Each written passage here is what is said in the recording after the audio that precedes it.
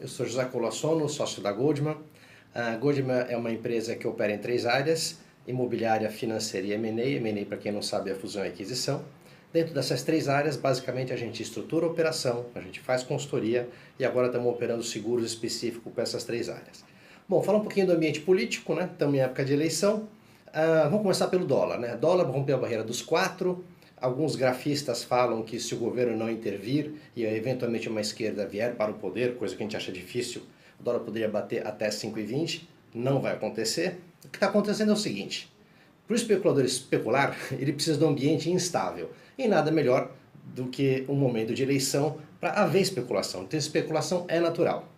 O câmbio passou a barreira dos 4, está em 4,5, 4,10, 4,20, e o governo não está fazendo swap cambial. Por quê? Na verdade, o mercado e o governo estão se testando. Os especuladores estão vendo até onde eles podem ir sem o governo entrar, e o governo está vendo qual é a folga dos especuladores. É óbvio que se precisar, o governo vai intervir. Outra coisa que é muito importante, né, que os capitalíticos falam, né, que o câmbio vai explodir e que nem sei o quê. Quem fala isso aqui não entende economia. Um país que tem 380 bilhões em caixa, certo? Qualquer especulador não vai ser maluco de jogar contra, porque para jogar contra você tem que ter no mínimo o dobro desse montante em caixa para apostar contra o governo. Então, o assunto dólar esquece. Na verdade, o próprio mercado se ajusta.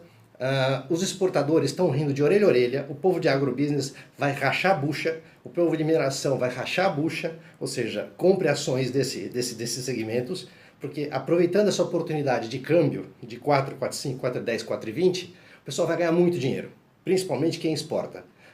Então fica de olho nesse tipo de ação. Vamos falar um pouquinho do ambiente político.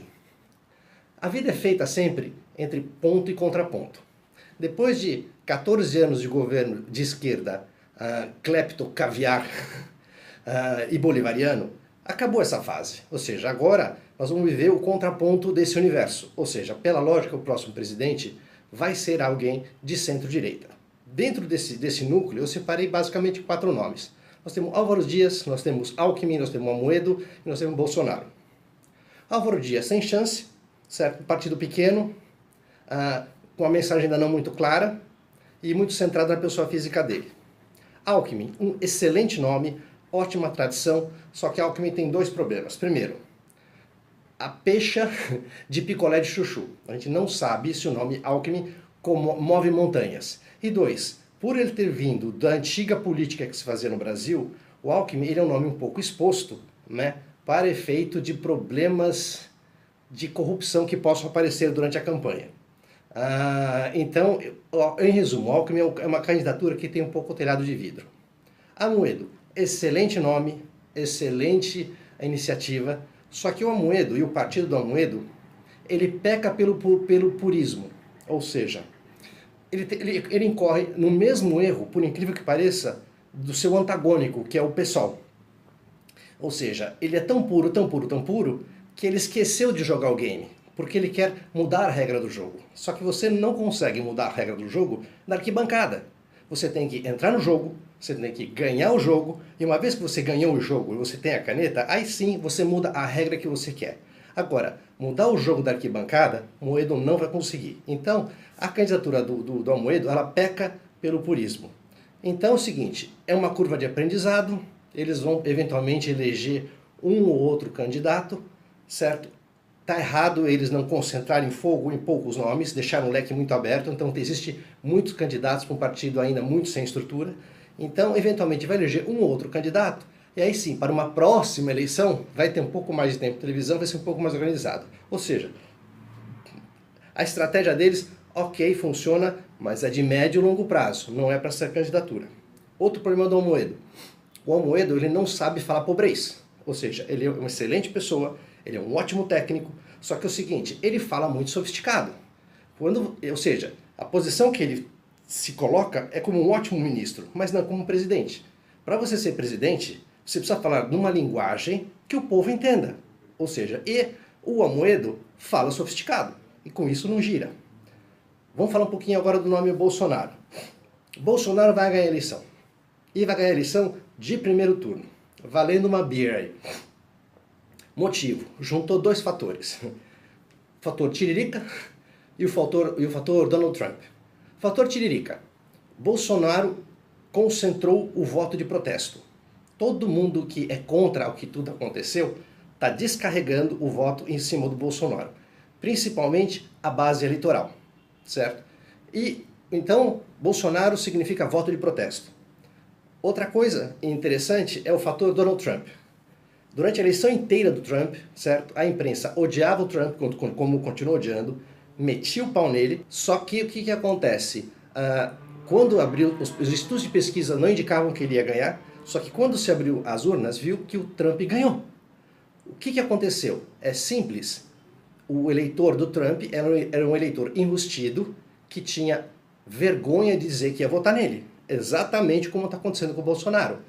Muito eleitor que vai votar no Bolsonaro não diz e não assume que vai votar no Bolsonaro. Que é o que vai acontecer agora aqui no Brasil. Durante a campanha inteira do Trump, todo mundo elogiava o Obama, os democratas, etc, etc, etc. E eu falava o seguinte, gente, eu morei na América há 8 anos. Aprendam. O que é bom para o mundo não necessariamente é bom para a América. O que é bom para a América é bom para o mundo. Naquele momento eleitoral, eu falava o seguinte, Obama é ótimo para o mundo, mas o melhor candidato para o americano do centro, do trabalhador, era o discurso do Trump, tanto que ele ganhou. É o que vai acontecer. Bolsonaro vai ganhar e vai ganhar de primeiro turno. Algumas pessoas falam, mas ele é instável. Concordo. Ele não é preparado. Concordo. Mas a Dilma era? O Lula era preparado? Difícil dizer, né? Bolsonaro vai ter que lidar com duas coisas. Primeiro, saber se ele vai deixar o Paulo Guedes governar, certo? E saber se ele vai fazer o que de fato ele se comprometeu a fazer. Foi justamente o que o Ronald Reagan fez. Ronald Reagan, quando assumiu o governo, ele falou o seguinte, a indicação dos cargos políticos podem ser feitas por políticos do meu partido, nenhum problema, desde que tenha uma base técnica. Ou seja, Partido Republicano quer colocar alguém na saúde? Ok, me indica 3 nomes, desde que sejam nomes de gente que entenda da saúde. Então, se a montagem do ministério, fora o Paulo Guedes, que é um espetáculo, vai ser o melhor ministro da economia que o Brasil já teve, porque ele é um liberal de direita. Se a indicação do ministério inteiro for um ministério técnico, certo? Vai ser ótimo. Outra coisa que resta saber é o seguinte, quem vai ficar na Casa Civil do Bolsonaro? Ou seja, porque a Casa Civil é que vai ajudar até fazer a articulação política, que o Lula fazia esplendorosamente e que a Dilma era um desastre. Bom, enfim, esse é o ambiente que nós temos, certo? Valendo uma cerveja que vai ser Bolsonaro, e se entrar Bolsonaro, certo, não vai ser tão apavorante quanto alguns falam. A economia vai andar, certo? As coisas voltam a caminhar, porque eu sempre disse o seguinte, a crise do Brasil nunca foi econômica, a crise do Brasil é de confiança. Prova disso é que a Selic veio de 14,25 para 6,5, a inflação veio de 3,5 para 2,8, certo? E mesmo com essa queda de inflação e queda de juros, o investidor continua não investindo e o consumidor continua não consumindo. Por quê? O investidor não confia e o consumidor tem medo de perder emprego. Restabelecida a confiança, esse Brasil volta a crescer rápido. Eu vejo um futuro legal. Eu acho que 2019 vai ser um ano muito bom. Vale a pena apostar. Abraço.